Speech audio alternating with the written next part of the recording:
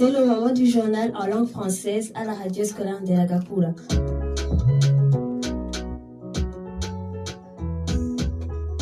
La radio de Lagakura rappelle que l'enfant doit être protégé contre les pratiques qui peuvent pousser à la discrimination raciale, religieuse ou à toute autre forme de discrimination. Il doit être élevé dans un esprit de compréhension, de tolérance, d'amitié entre les peuples, de paix et de fraternité universelle et dans le sentiment qui lui appartient de consacrer son énergie et ses talents au service de ses semblables.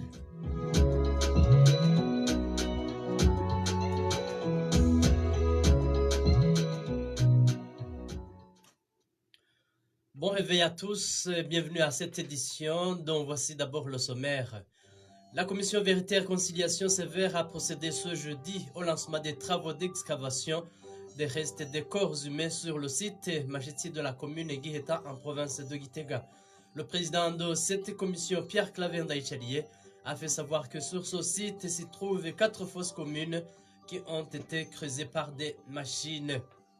L'association Solidarité de la jeunesse chrétienne Sojepaye se dit choquée par le comportement de certains enseignants qui violent leurs apprenants. C'est au moment où un enseignant de l'école fondamentale Migene de la commune Gatala en province Kayanza est accusé d'avoir violé 19 apprenants. La fumure organique de l'usine FOMI a été déjà distribuée à plus de 80% à l'échelle nationale pour cette saison culturelle B. C'est ce qu'a dit ce jeudi le ministre de l'Environnement, de l'Agriculture et de l'Élevage Dogi Delulema dans une conférence de presse qu'il a animée. Nous l'entendrons dans ce journal. Voilà pour le sommaire.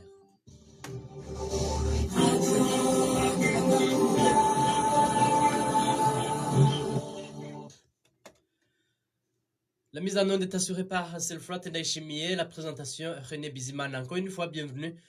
La commission Vérité et Réconciliation sévère a procédé ce jeudi au lancement des travaux d'excavation des restes des corps humains sur le site Machitsi de la commune Guiheta en province de Gitega. Le président de cette commission, Pierre Claver Ndaïchalié, a fait savoir que sur ce site s'y trouvent 4 fosses communes qui ont été creusées par des machines. Il a également signalé que d'autres fosses communes ont été trouvées dans les localités de Mutobo et Murema en commune de Guiheta et que ces fosses communes datent de 72.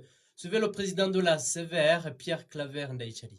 Nous sommes réunis aujourd'hui pour lancer le chantier d'exhumation ou d'excavation des fosses communes trouvées ici sur le site de Machiti. Sur ce site de Machiti, nous avons été renseignés par la population, les témoins, les personnes d'un âge avancé, 60 ans et plus, qu'il y aurait des fosses communes sur ce terrain. Mercredi de la semaine passée, jeudi de la semaine passée, vendredi de la semaine passée, nous avons pu fouiller, vérifier et confirmer 4 fosses communes. 4 fosses communes datant de 1972 et les témoins qui nous renseignent précisent que ces fosses datent d'avril, mai, juin, juillet 1972. Les 4 fosses communes renseignées, vérifiées, confirmées, sont un peu spéciales. Contrairement à celles trouvées sur le site de la Ruvubu à Chombo, à Karoussi, il semblerait qu'ici, il s'agit plutôt des tranchées longues où des camions venaient jeter des personnes, pour la plupart vivantes. Et les témoins qui nous ont renseignés disent que les personnes vivantes se jetaient elles-mêmes dans la fosse commune, une après l'autre. Et lorsque le nombre suffisant était atteint, on commençait à mettre la première motte de terre. Maintenant que nous sommes sur le site de Machiti, la semaine est passée, pendant que certains commissaires et cadres de la CVR travaillaient ici, d'autres étaient déployés sur la colline Mutobo, où nous avons confirmé 2 nouvelles fosses communes. Plus en bas, à partir d'ici, en allant vers Bugendana, nous avons une colline Muremera, sous-colline Nyabunyovu. Dans un champ de manioc actuellement, nous y avons confirmé aussi 2 fosses communes. Je vous le disais en titre, l'association Solidarité de la jeunesse chrétienne Sojepaye se dit choquée par le comportement de certains enseignants qui violent leurs apprenants.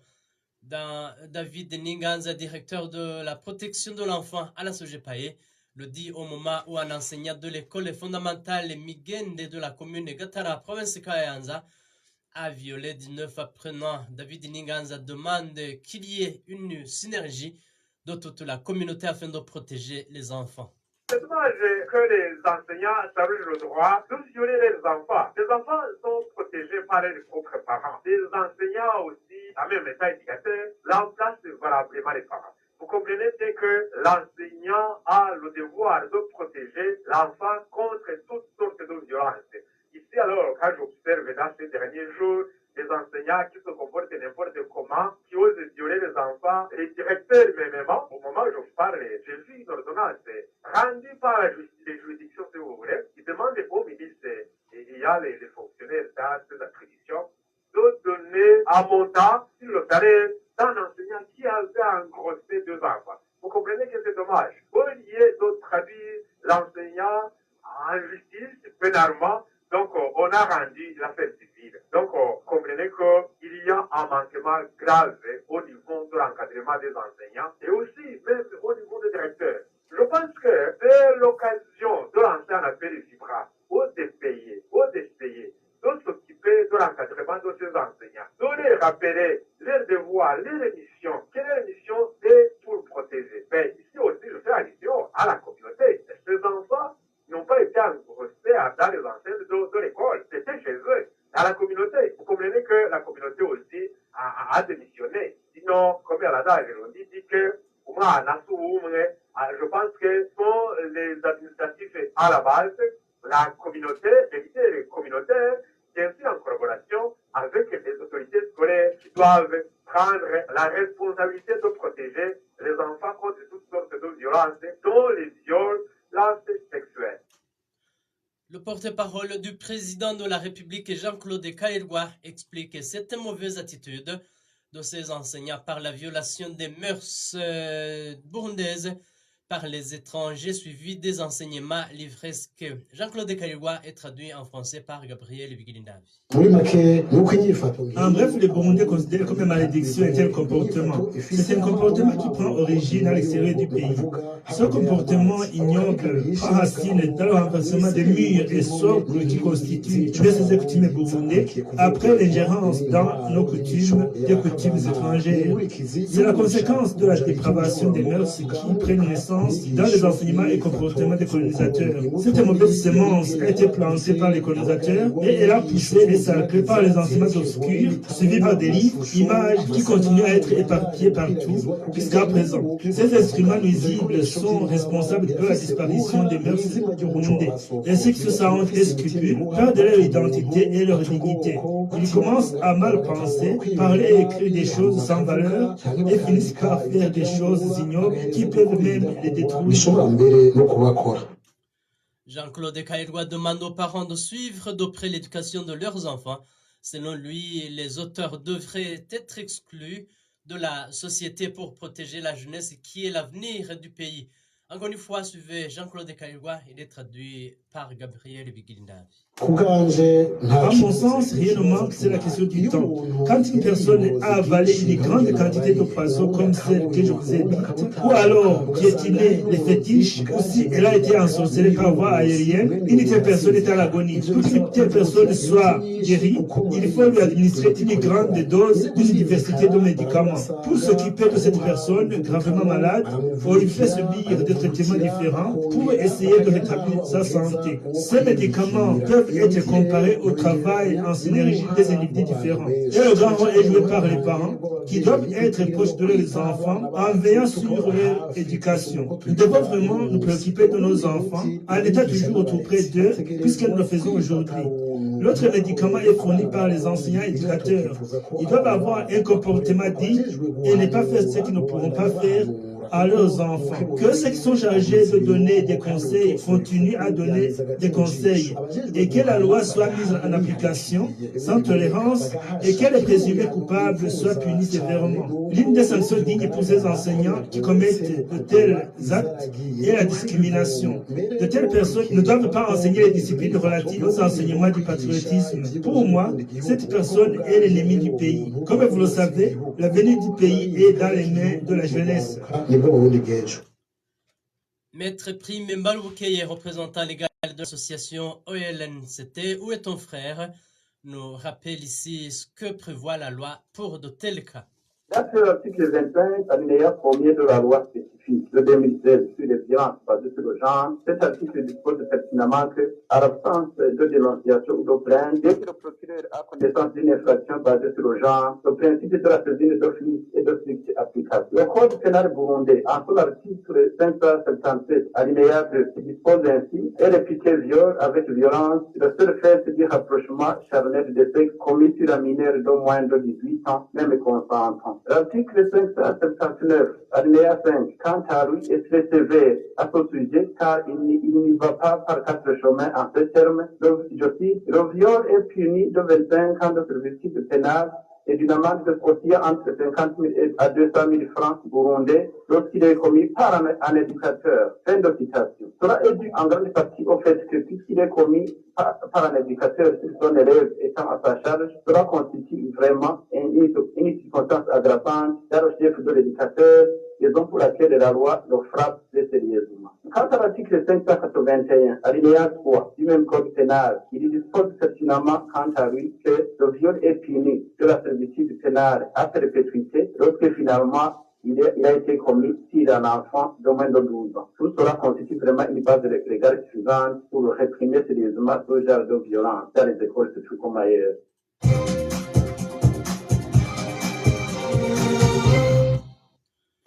7h passées de 8 minutes au studio de la radio Nelagakula, page agriculture. La fumée organique de l'usine FOMI a été déjà distribuée pour cette saison culturelle B à plus de 80% à l'échelle nationale. C'est ce qu'a fait savoir ce jeudi le ministre de l'Environnement, de l'Agriculture et de l'Élevage, Deogui Delulema. C'était dans une conférence de presse qu'il a animée. Il le dit au moment où il y a des informations qui font état de retard de distribution de cet engrais. Selon le ministre, ces informations ne sont que le fruit des commerçants spéculateurs de ce produit. Il indique à cet effet que les enquêtes sont en cours pour identifier les auteurs et une fois attrapés, ils seront punis conformément à la loi. Pour cette saison 2022, nous avons remarqué certaines irrégularités dans la distribution des fertilisants FOMI pour certaines provinces.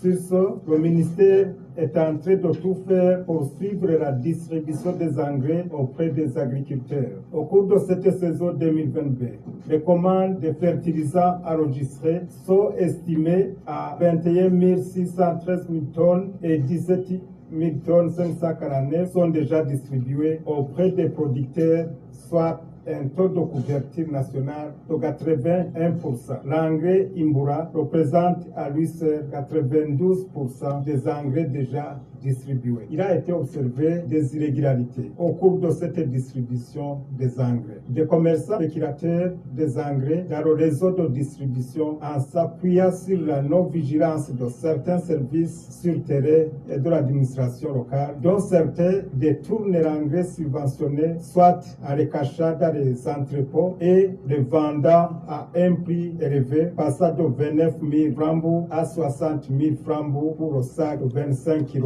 D'autres vendent jusqu'à 120 000 francs. D'autres spéculateurs sont certains représentants de coopératives ou associations qui boycottent le programme national de subvention des engrais au Burundi en décourageant leurs membres à s'inscrire au programme avec des prétextes spéculateurs. Ces cas ont été documentés et découragés. Tout en mettant en garde quiconque s'arrogera le droit de déstabiliser le programme de subvention des engrais, il se verra infliger une sanction sévère conformément à la réglementation en vigueur.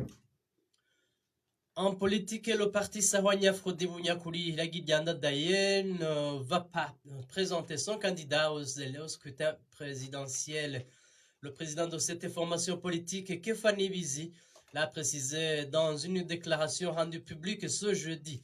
Kefani Bizi fait savoir que son parti va consentir ses efforts dans les élections législatives et communales.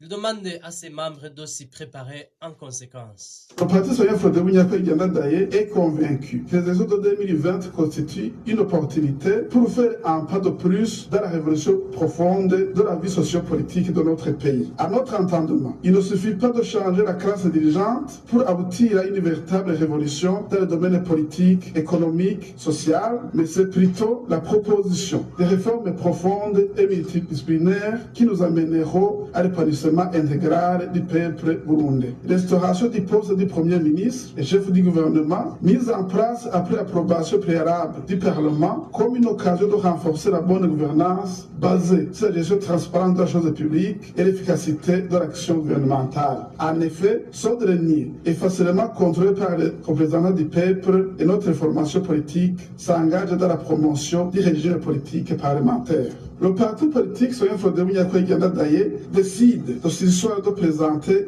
sa candidature aux élections présidentielles de 2020, mais va s'atteler davantage aux élections communales et législatives. Nous invitons tous nos militants, partout où ils se trouvent, de préparer minutieusement les élections communales et législatives pour que le parti Sonia Frodebou Daye puisse influencer de façon incontournable la formation du gouvernement ainsi que sa politique après le 2020. Dernier élément de cette édition, non seulement les instances judiciaires peuvent infliger des sanctions administratives à l'encontre des contrevenants aux règles électorales, mais aussi des sanctions peuvent être infligées par le président du bureau de vote, la CECI, la CEPI ou la CENI. Cela transparaît dans le titre 10 du Code électoral en son chapitre 1er. Les détails des articles 235 jusqu'à 239 avec ma mère Majamber. Sans préjudice des peines prévues par le titre 9 du présent code qui sont infligées par les instances judiciaires compétentes, des sanctions administratives peuvent être prises et exécutées selon le cas par le président du bureau de vote, la CECI, la CEPI ou la CENI à l'encontre des contrevenants aux règles électorales comme le stipule l'article 235 du présent code. Quant à l'article 236, en ce qui concerne les élections locales, c'est-à-dire les conseillers des collines ou de quartier et les conseillers communaux, les sanctions administratives sont prises respectivement par la CECI et la CEPI, chacune siégeant collégialement et statuant à la minorité de 2/3 des membres. Et l'article 237 montre que les élections organisées sur le plan national, comme le référendum, les élections présidentielles et législatives, le bureau de la CENI est compétent pour prononcer les sanctions. Et les membres, poursuit le même article, délibèrent suivant les règles de quorum et de majorité prévues par les textes réglementaires qui régissent la CENI. L'article 238 montre que la CENI et ses démembrements se prononcent soit sur saisine d'office, soit à la requête de toute personne ou organisation ayant la capacité d'ester en justice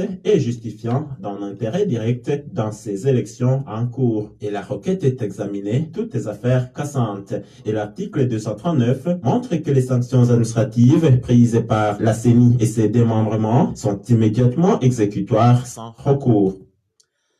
Fin de cette édition, mais avant de nous quitter, pour ceux qui viennent de prendre le train en marche, vous retiendrez que la Commission Vérité et Conciliation sévère a procédé ce jeudi au lancement des travaux d'excavation des restes des corps humains sur le site Machici de la commune Guétan en province de Gitega. Le président de cette commission, Pierre Claver Ndaïchalié, a fait savoir que sur ce site s'y trouvent 4 fosses communes qui ont été creusées par des machines. L'association Solidarité de la jeunesse chrétienne Sogepaye se dit choquée par le comportement de certains enseignants qui violent leurs apprenants. C'est au moment où un enseignant de l'école fondamentale Migende de la commune Gatala en province Kayanza est accusé d'avoir violé 19 apprenants. Et la fumure organique de l'usine FOMI a été déjà distribuée à plus de 80% à l'échelle nationale pour cette saison culturelle B. C'est ce qu'a dit ce jeudi le ministre de l'Environnement, de l'Agriculture et de l'Élevage, Deogui Delulema. C'était dans une conférence de presse. Eh bien, chers auditeurs, c'est la fin de cette édition. Merci à vous tous qui l'avez suivi. Merci à la rédaction, merci également à Selfrat Ndeshimiye pour sa complicité technique. À la présentation, c'était René Bismana. Bonne suite des programmes de la radio de Ragakura. Au revoir.